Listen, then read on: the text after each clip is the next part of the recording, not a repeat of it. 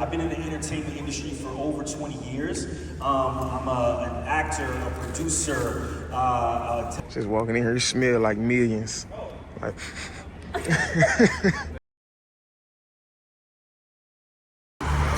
yeah, man. At WEALTHCON, man, we in Boston. Yeah, man, Malcolm X Boulevard, man. In Elmwood.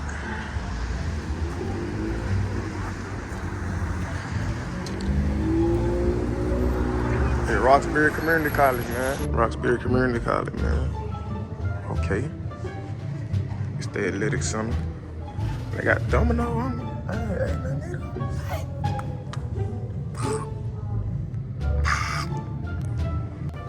WEALTHCON here. And they down there hooping. They got them faded. Oh, they down there hooping. They got them faded. Oh, they look 12 and under. I can't let nobody score. I just had to take a small intermission. I want you to knock the sign down, man. But yeah, man, we gone. Man, who on skin slave? Look at them. Got them faded. They too little. I got them faded.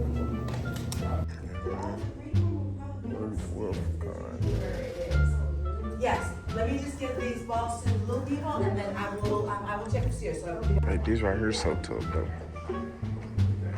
Y'all see? Look. Y'all see how it's changing as you move?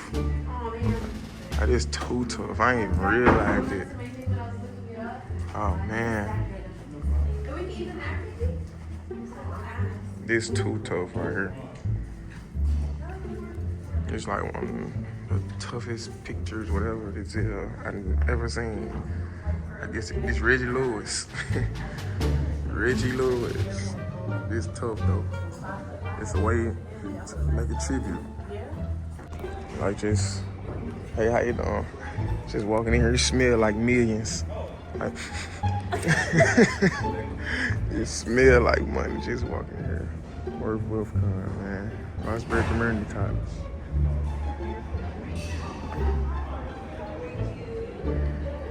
Like this, yeah, it's gonna be a nice day today. I'm gonna talk about my hand right, man, but hey.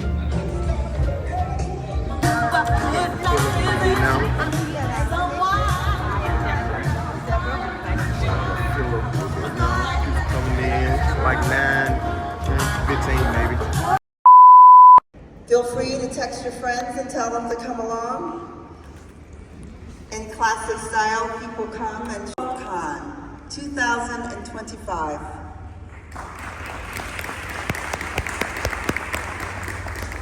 This has been a labor of love, and many people have been involved. I want to start off by thanking our sponsors. We have several in the room, but I want to acknowledge our lead sponsor. Will Tashia please stand?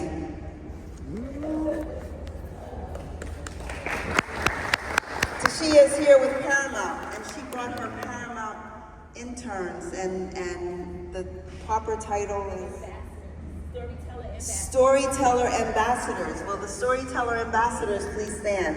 The Black Boston wanted to have an institution of higher learning that will support the economic mobility of the citizens of Black Boston. And here we are, 53 years later, still thriving, still doing the things that we've always set out to do. We are proud to host you right here in Roxbury. And we are happy to be a part of Boston's Week for the Culture. We hope you will leave here with more ideas, with tangible opportunities. Her. Is Raina in the house? Oh. Next, I'd like to introduce you to the product manager of WEALTHCON. She is an amazing young woman who I've been blessed enough to have working very closely with me this summer, and she has some words for you.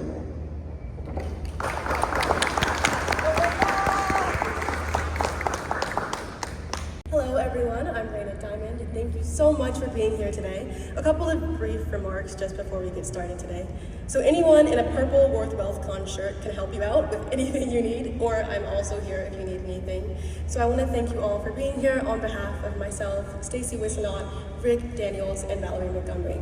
So without further ado, we're going to start our programming with a little bit about why you should invest and the Bright Up app. Thank you. Good morning, everyone. That was terrible. I grew up in a black church where call and response is real big. I know it's early and everybody looks great, so we're going to try this one more again. Good morning, everyone. Good morning. Welcome to the first of many, first annual, we'll call it, Worth WealthCon here for the HBCU weekend. I am John Matthew Borders IV, overseeing tourism, sports, and entertainment for the mayor's office here in the city of Boston. And on behalf of Mayor Michelle Wu, the entire administration, and everybody who calls Boston home, we'd love to welcome you to our city. Welcome home. This is going to feel like a homecoming this weekend. We are present, we are taking up space, and that is what this weekend is about. When you talk about wealth, when you talk about worth, sometimes it can be really intimidating. I had two parents that grew up on welfare. I am the first man in my family after graduating Morehouse College to complete college. And you wouldn't think of that in this day and age. And I have the privilege of raising three amazing young children right now and trying to get them to understand their worth and their value is something that my wife and I do every day in pouring into them. I say that to say you have the opportunity to follow your vision. Where there is vision, there is provision. Where there is vision, there is provision. Pro Latin meaning for. There is always going to be something that is for you. We would often say, I believe in the divine. I'm not here trying to preach to you. But there are things that always come together when you put your heart, your mind, and your energy toward the positive. There are so many amazing sponsors that assisted in making today happen, and we are grateful for them. But I would encourage you to open your mind, your heart, and your spirit to all the different things that you feel called to do. I have a burden for this city. I want people to look at Boston and see Boston the way I see Boston. And until this point, we haven't had the opportunity to do that. This is the first time in almost 55 years that an HBCU football game will be played in Boston. The last time was in 1971 at Harvard, where Howard took on University of Maryland, Eastern Shore, and they were the victor, 20-8. I don't know what the score will be tomorrow when my Morehouse Maroon Tigers play Johnson C. Smith University. Relax. I know that JCSU won their conference last year, CIAA, and I know my Maroon Tigers are going through a little bit of a transition, but we're going to fight. We're going to fight hard. And we ain't never won a party. I mean, we ain't never lost a party. You know what I mean? So we're gonna have a good time. I encourage you all to come out to the tailgate. The tailgate begins at 1 o'clock, but before that, let me slow down. We are celebrating New Edition tomorrow morning, steps away from here. Put your hands together for that. All 6 guys. Come on, somebody, that's a feat. All 6 of them will be with us tomorrow morning. And then after that, there'll be a block party out there. After that, everybody will be at tailgate from 1 to 4. Game is at 4. And because of the work of Val Mosley and others, everybody who attends Worth WealthCon today will have a ticket to the game tomorrow too. So put your hands together for that. More than anything, we're excited that you all are here. We're excited that you've taken the time to invest in yourself. I would challenge you to get on your phone and encourage somebody who's not here yet to make their way. And to all of those who are optimistic about seeing your vision come to life, keep going. It'll happen. Love y'all. All right. Okay, Thea, how about if we say, let's let this audience know, who is Thea James? It's not on. Okay, good morning, everyone. Thank you all for being here. I can start out by saying I'm a proud HBCU grad. I'll start there. Was somebody whooping? I am that as well. I am Delta. But I grew up in the Washington, D.C. area. I came here to train for residency in emergency medicine at what was then Boston City Hospital. and I'm there now, and I'll just say, in terms of what I'm doing here is I'm all about transforming life course trajectory for patients that we see in communities, because I understand that it's so connected to economics in terms of how the intersectionality between health and wealth. That's why I'm here today, to talk about that and share it with you. Thank you very much. Bernard? Okay, everybody hear me? Good morning, everyone. So I'm Bernard Harris, and I have the, I guess, should I talk about myself a little bit? Okay, I'll talk about myself a little. I'm a physician by training, internal medicine. I decided many years ago that I would become a medical doctor for two reasons. One was that I wanted to give back to the community, and I'm going to share a little bit after this introduction of what I've been doing in the communities around the nation. I also had a dream as a kid to fly in space, so I not only specialized in internal medicine, but I specialized in aerospace medicine. So I've had the luxury of being an astronaut and flying on board the space shuttle. But at the heart of my being, and I knew this when I became a physician, when I thought about becoming a physician, is that I knew that I needed to give back. You know how I think we're all born with certain things that we know that we are. You know, I have this saying that we are infinite beings with infinite possibilities, meaning that we're born multipotential, we're born with natural talents and skills, and it's up to us to figure out what those skills are. When I was a kid, I realized in high school that I needed to help people. Not that I wanted to, but I needed to. And so that's how I ended up getting into healthcare space. So I've served in not only what I call terrestrial medicine, but extraterrestrial medicine too. That is fantastic. So can you talk a little bit about how you are thinking about this wealth and health interconnectivity, and what you found, what you've done and what you found in your experiences?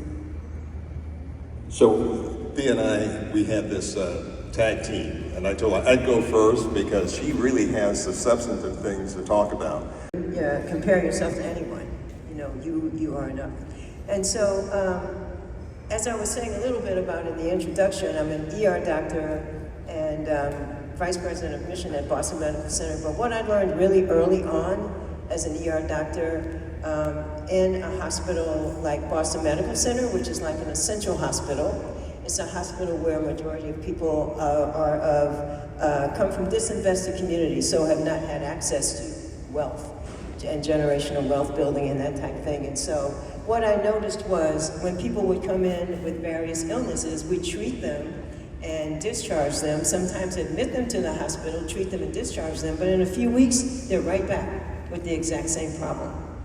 And medicine, in medical school, they will teach you that that's because it's the patient's fault. The patient's not doing what they were instructed to do. And so what I started doing was talking to the patients and asking them what would it take for this not to happen. And it was very clear to me that they were not able to prioritize their health because they were prioritizing survival. No matter what story they told me, it was all rooted in economics. And they're making rational decisions. It is rational, if you have limited resources, to prioritize taking care of your family, feeding them, paying your utilities, than using that money for something a doctor is telling you to do that costs money. You know, come to all of your appointments, buy these special foods, all these other things. So they're making rational decisions. Meanwhile, what dawned on me was not only was their health not getting better, and in some cases, like in diabetes and cardiovascular disease, getting worse. And so I started thinking about that in a hospital like ours, and in most hospitals that have populations like that, the go-to to address what people see in the hospital is charity. Now, charity has its place. It has its place, but most charity is not designed with tools and opportunities and access for people to something not needed. It's not designed for people to go from that state of being to being able to build generational wealth, for example. And so I wanted to convey this to my hospital colleagues, and the hospital itself is that way. And I thought we should be focusing on transformation for people's outcomes based on them being financially secure, financially stable, and that type thing. And so I just wanted to share like a few things about what we have done to make that happen. And it all starts out with mindset. You have to have a mindset that you want to transform someone's life. You cannot accept the designated role that has been placed upon you, which is to be a poor hospital that takes care of poor people. You have to challenge convention. You have to challenge everything that people said you should be doing. And so I just want to give like a few examples of what that is. Let's see if I can, this work. Yep. So that side right there, there's just a lot. That's all of the various different activities and programs and things like that that we have going on.